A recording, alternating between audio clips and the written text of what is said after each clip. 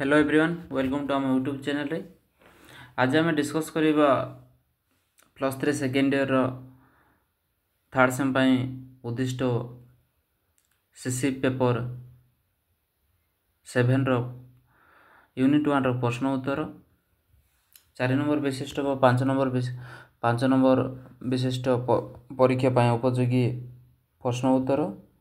प्रथम पॉइंट कौन प्रथम क्वेश्चन दि रिपब्लिक से दी रिपब्लिक विषय लिख तुम्हें लिख कौन ना ग्रीक दार्शनिक प्लाटो जीवनचर्या मध्य अनेक पुस्तक रचना करते दि रिपब्लिक स्थान अन्यान्य।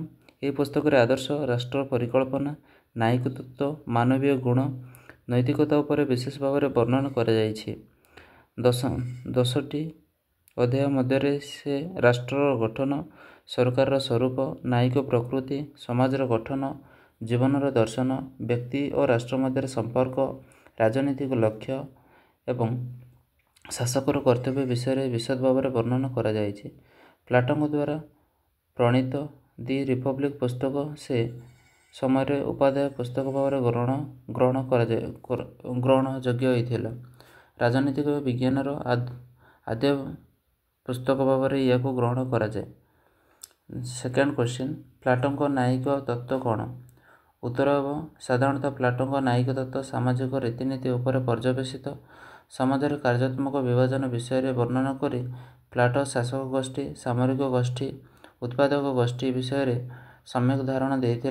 मतरे न्यायिक वास्तव अर्थ होछि कर्तव्यबोध राष्ट्रपति सम्मान प्रदर्शन एवं अन्य कल्याण साधन सामाजिक व्यवस्थार प्रत्येक व्यक्ति निजर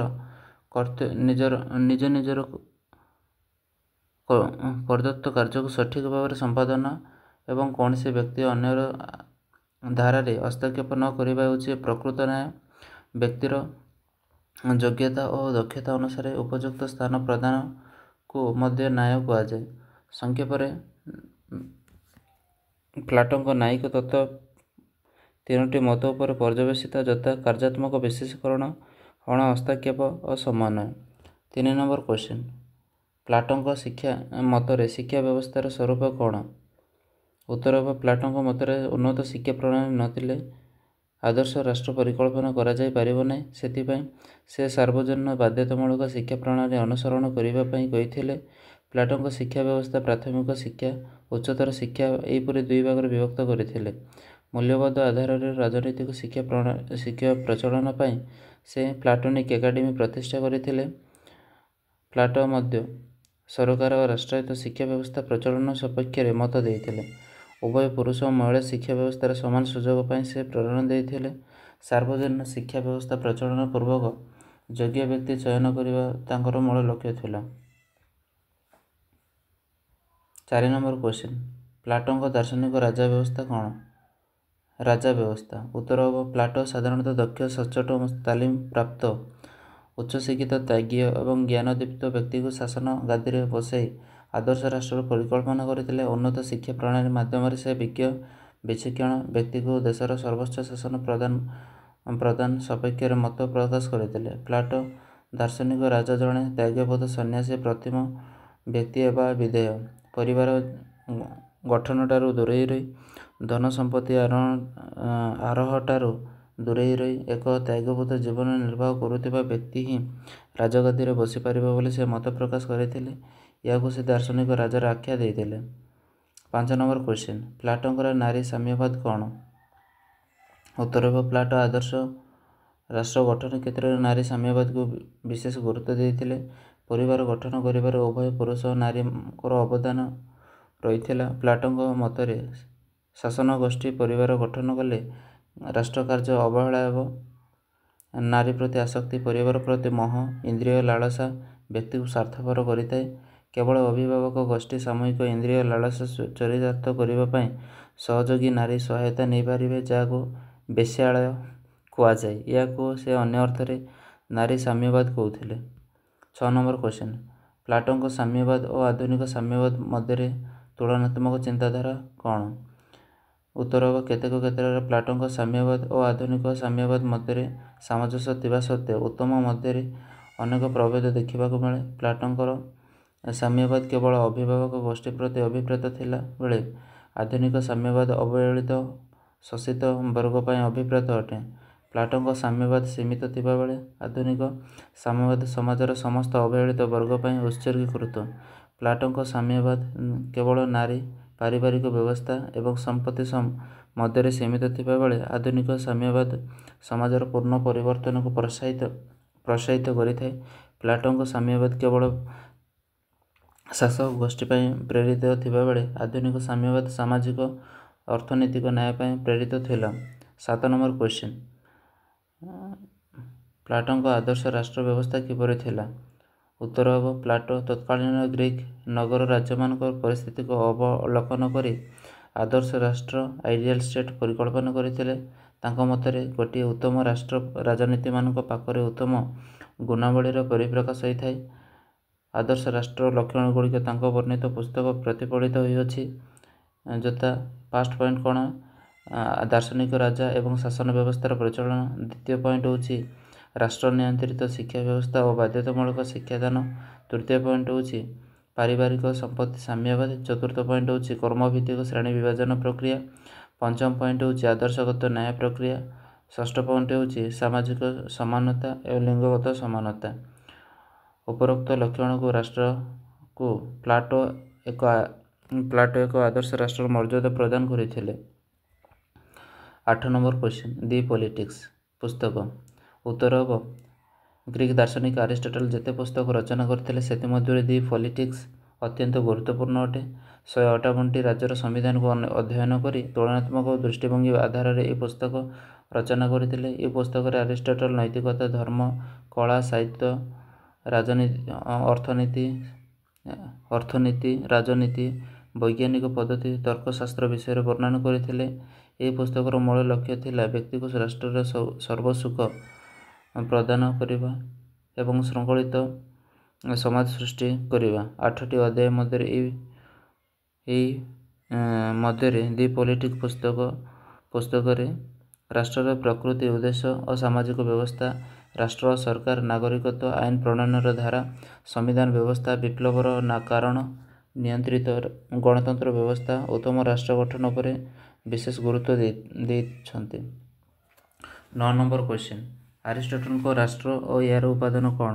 ଉତ୍ତର ହେବ ଆରିଷ୍ଟଟଲ ମତରେ ରାଷ୍ଟ୍ର ଏକ ପ୍ରାକୃତିକ ସଂଗଠନ ଏବଂ ପରିବାର ଏହାର ମୂଳଦୁଆ। ଗୋଟିଏ ଶୃଙ୍ଖଳିତ ପରିବାର ସୁନାଗରିକ ସୃଷ୍ଟି କରିବା ସଙ୍ଗେ ସଙ୍ଗେ ଏକ ଆଦର୍ଶ ରାଷ୍ଟ୍ର ଗଠନ ଯଥେଷ୍ଟ ସାହାଯ୍ୟ କରିଥାଏ। ରାଷ୍ଟ୍ର ବ୍ୟକ୍ତି ପରସ୍ପର ପରିପୂରକ। ଉତ୍ତମ ରାଷ୍ଟ୍ର ଗଠନ ପାଇଁ ସମ୍ବିଧାନ ଏକ ଉତ୍ତମ ରାଜନୈତିକ ପରିବେଶ ଏକାନ୍ତ ଆବଶ୍ୟକ। ରାଷ୍ଟ୍ର ଗଠନ ପାଇଁ ଆବଶ୍ୟକୀୟ ଉପାଦାନ ଜନସଂଖ୍ୟା, ଆୟତନ, ଲୋକମାନଙ୍କର ପ୍ରକୃତି, ଉତ୍ତମ ଶିକ୍ଷା ବ୍ୟବସ୍ଥା, ନୈତିକ ଜୀବନଚର୍ଯ୍ୟା, ସମ୍ପତ୍ତିଗତ ଅଧିକାର, ଶ୍ରମ ବିଭାଜନ, ଉତ୍ତମ ନାଗରିକ ଏହିଗୁଡ଼ାକ ଥିଲା। ଆରିଷ୍ଟଟଲ ଏକ ଆଦର୍ଶ ରାଷ୍ଟ୍ର ପରିକଳ୍ପନା କରିବା ସଙ୍ଗେ ସଙ୍ଗେ ଏହାକୁ ଅଧିକ ବାସ୍ତବବାଦୀ କରିବା ପାଇଁ ପ୍ରୟାସ କରିଥିଲେ। 10 ନମ୍ବର କ୍ୱେଶ୍ଚିନ୍, ଆରିଷ୍ଟଟଲଙ୍କ ଆଦର୍ଶ ରାଷ୍ଟ୍ର କିପରି ଥିଲା? କିପରି ପ୍ଲାଟୋଙ୍କର ଦ୍ୱିତୀୟ ଉତ୍ତମ ରାଷ୍ଟ୍ର ଥିଲା ବର୍ଣ୍ଣନା କର। ଆଉ କ୍ୱେଶ୍ଚିନ୍ କ'ଣ ଦେଇଛି ଆଉ ଥରେ ପଢ଼ିବା। ଆରିଷ୍ଟଟଲଙ୍କ ଆଦର୍ଶ ରାଷ୍ଟ୍ର କିପରି ପ୍ଲାଟୋଙ୍କର ଦ୍ୱିତୀୟ ଉତ୍ତମ ରାଷ୍ଟ୍ର? ଉତ୍ତର ହେବ ଆରିଷ୍ଟଟଲ ତାଙ୍କ ଗୁରୁ ପ୍ଲାଟୋଙ୍କର କାଳ୍ପନିକ ରାଷ୍ଟ୍ର ପ୍ରତିଷ୍ଠାକୁ ବିରୋଧ କରିବା ସଙ୍ଗେ ସଙ୍ଗେ ଏକ ବାସ୍ତବଧର୍ମୀ ରାଷ୍ଟ୍ର ନିର୍ମାଣ ସପକ୍ଷରେ ମତ ଦେଇଥିଲେ। ବ୍ୟକ୍ତିର ସୁଖ ସ୍ୱାଚ୍ଛନ୍ଦ୍ୟ ପାଇଁ ରାଷ୍ଟ୍ରର ଆବଶ୍ୟକତା ଏକାନ୍ତ ଜରୁରୀ ବୋଲି ମତ ପ୍ରକାଶ କରିଥିଲେ। ପ୍ଲାଟୋ ତାଙ୍କ ଉତ୍ତର ଜୀବନରେ ଆଦର୍ଶ ରାଷ୍ଟ୍ର ଓ କାଳ୍ପନିକ ରାଷ୍ଟ୍ର ବ୍ୟବସ୍ଥାକୁ ପରିବର୍ତ୍ତନ କରି ବାସ୍ତବଧର୍ମୀ ରାଷ୍ଟ୍ର ଗଠନ ସପକ୍ଷରେ ମତ ଦେଇଥିଲେ। ଏହାକୁ ଗ୍ରୀକ୍ ଦର୍ଶନରେ ଦ୍ୱିତୀୟ ଉତ୍ତମ ରାଷ୍ଟ୍ର ପରିକଳ୍ପନା କୁହାଯାଏ। ପ୍ରଥମତଃ ଆରିଷ୍ଟଟଲ ଏକ କ୍ଷୁଦ୍ର ରାଷ୍ଟ୍ରର ପରିକଳ୍ପନା କରିଥିଲେ ଯେଉଁଥିରେ ନୈତିକତା, ଉନ୍ନତ ଶିକ୍ଷା ବ୍ୟବସ୍ଥା, ଆଇନର ଶାସନ, କାର୍ଯ୍ୟାତ୍ମକ ଶ୍ରେଣୀ ବିଭାଜନ, ଗଣତନ୍ତ୍ରର ରୂପାନ୍ତରିତ ସ୍ୱରୂପ, କ୍ଷମତାର ପୃଥକୀକରଣ, ଦାସତ୍ୱ ପ୍ରଥା ଏବଂ ସାମ୍ବିଧାନିକ ସରକାର ବ୍ୟବସ୍ଥାକୁ ପ୍ରାଧାନ୍ୟ ଦିଆଯାଇଥାଏ। 11 ନମ୍ବର କ୍ୱେଶ୍ଚିନ୍, ଆରିଷ୍ଟଟଲଙ୍କ ନାଗରିକତ୍ୱ ବ୍ୟବସ୍ଥା କିପରି ଥିଲା? ଉତ୍ତରରେ ହେବ ରାଷ୍ଟ୍ରର ପରିକଳ୍ପନା ପାଇଁ ସୁରକ୍ଷିତ ସଚେତନ ନାଗରିକମାନଙ୍କର ଆବଶ୍ୟକତା ଉପରେ ଗୁରୁତ୍ୱ ଦେଇଥିଲେ। ଆରିଷ୍ଟଟଲ ମତରେ ଗୋଟିଏ ରାଷ୍ଟ୍ରର ସ୍ଥାୟୀ ବ୍ୟବସ୍ଥା ବସବାସ କରି ରାଷ୍ଟ୍ର ପ୍ରଦତ୍ତ ସୁବିଧା ସୁଯୋଗ ଉପଭୋଗ କରୁଥିବା ବ୍ୟକ୍ତିକୁ ନାଗରିକ କୁହାଯାଏ। ତାଙ୍କ ମତରେ ରାଷ୍ଟ୍ରର ପ୍ରଶାସନିକ ବ୍ୟବସ୍ଥା ଓ ନ୍ୟାୟିକ ସଂଗଠନ ସହିତ ଜଡ଼ିତ ବ୍ୟକ୍ତିକୁ ନାଗରିକତା ମିଳିଥାଏ। ନାଗରିକମାନେ ରାଜନୈତିକ ଅଧିକାର ଓ କର୍ତ୍ତବ୍ୟ ଉପଭୋଗ କରିଥାନ୍ତି। ତାଙ୍କ ମତରେ ନାଗରିକତା କେବଳ ଏକ ଅଧିକାର ନୁହେଁ ବରଂ ନଗର ରାଜ୍ୟର ସେବା କରିବା ପାଇଁ ସୁଯୋଗ ମାତ୍ର। ସେ ମଧ୍ୟ କ୍ରୀତଦାସ ଶିଶୁ ଓ ମହିଳାମାନଙ୍କ ନାଗରିକତା ନ ଦେବା ସପକ୍ଷରେ ମତ ଦେଇଥିଲେ। 12 ନମ୍ବର କ୍ୱେଶ୍ଚନ୍, ଆରିଷ୍ଟଟଲଙ୍କ କ୍ରୀତଦାସ ପ୍ରଥା କ'ଣ? ଉତ୍ତର ହେବ ଆଦର୍ଶ ରାଷ୍ଟ୍ରର ଅର୍ଥନୈତିକ ବ୍ୟବସ୍ଥାକୁ ସଫଳ ତଥା ବିକଶିତ କରିବା ନିମନ୍ତେ ଉଭୟ ମାନବୀୟ ସମ୍ବଳ ଓ ଭୌତିକ ସମ୍ବଳର ସୁବିନିଯୋଗ ସପକ୍ଷରେ ଆରିଷ୍ଟଟଲ ମତ ଦେଇଥିଲେ। କ୍ରୀତଦାସ ପ୍ରଥା ଏକ ପ୍ରାକୃତିକ ପ୍ରକ୍ରିୟା ଯେଉଁମାନେ ରାଷ୍ଟ୍ରର ସମ୍ପତ୍ତିକୁ ସୁରକ୍ଷିତ କରିବା ସଙ୍ଗେ ସଙ୍ଗେ ମାଲିକମାନଙ୍କର ସେବା କରିବା ବିଧେୟ। କ୍ରୀତଦାସମାନେ ଗୃହ କାର୍ଯ୍ୟରେ ସହଯୋଗ କରିବା ଦ୍ୱାରା ମାଲିକମାନେ ରାଷ୍ଟ୍ରର ସେବା କରିବା ପର୍ଯ୍ୟନ୍ତ ସୁବିଧା ପାଇଥାନ୍ତି। ରାଷ୍ଟ୍ରର ହିତ ସାଧନ ପାଇଁ କ୍ରୀତଦାସ ପ୍ରଥା ଏକ ଉତ୍ତମ ବ୍ୟବସ୍ଥା ଅଟେ। 13 ନମ୍ବର କ୍ୱେଶ୍ଚନ୍, ଆରିଷ୍ଟଟଲଙ୍କ ଉପଯୋଗିତାବାଦ କ'ଣ? ଉତ୍ତର ହେବ ଉପଯୋଗିତାବାଦର ଅର୍ଥ ହେଉଛି କୌଣସି ଦ୍ରବ୍ୟ ବା ଆଇନର ସଫଳ ରୂପାୟନ ଦ୍ୱାରା ସର୍ବାଧିକ ବ୍ୟକ୍ତିଙ୍କର ସର୍ବାଧିକ ବିକାଶକୁ ବୁଝାଇଥାଏ। ରାଷ୍ଟ୍ର ଓ ବ୍ୟକ୍ତିର ମଙ୍ଗଳ ସାଧନ ପାଇଁ ସୃଷ୍ଟି ହୋଇଥାଏ। ବ୍ୟକ୍ତିମାନଙ୍କର ମଙ୍ଗଳ ସାଧନା ଉପଯୋଗିତାବାଦର ମୂଳ ଆଧାର ଅଟେ। ନାଗରିକମାନଙ୍କର ମୌଳିକ ବୌଦ୍ଧିକ ବିକାଶ ପାଇଁ ଯତ୍ନବାନ ରାଷ୍ଟ୍ରର ପରମ କର୍ତ୍ତବ୍ୟ। ସମାଜର ଅଶେଷ କଲ୍ୟାଣ ପାଇଁ ଶାସନତନ୍ତ୍ର ସୃଷ୍ଟି ହୋଇଥାଏ। ଏଣୁ ଆରିଷ୍ଟଟଲକୁ ଉପଯୋଗିତାବାଦର ଆଦ୍ୟ ପ୍ରବକ୍ତା ବୋଲି କୁହାଯାଇଥାଏ। 14 ନମ୍ବର କ୍ୱେଶ୍ଚନ୍, ଆରିଷ୍ଟଟଲଙ୍କର କ୍ଷମତାର ପୃଥକୀକରଣ ତତ୍ତ୍ୱ କ'ଣ? ଏହା ହେଉଛି ଆମର ଶେଷ କ୍ୱେଶ୍ଚନ୍। ଆରିଷ୍ଟଟଲଙ୍କ କ୍ଷମତାର ପୃଥକୀକରଣର ତତ୍ତ୍ୱ କ'ଣ? ମଣ୍ଟେସ୍କ୍ୟୁଙ୍କୁ କ୍ଷମତା ପୃଥକୀକରଣ ତତ୍ତ୍ୱର ଜଣକ ବୋଲି କୁହାଯାଉଥିଲେ ମଧ୍ୟ ଏହି ନୀତି ଆରିଷ୍ଟଟଲଙ୍କ ଠାରୁ ଆରମ୍ଭ ହୋଇଥିଲା।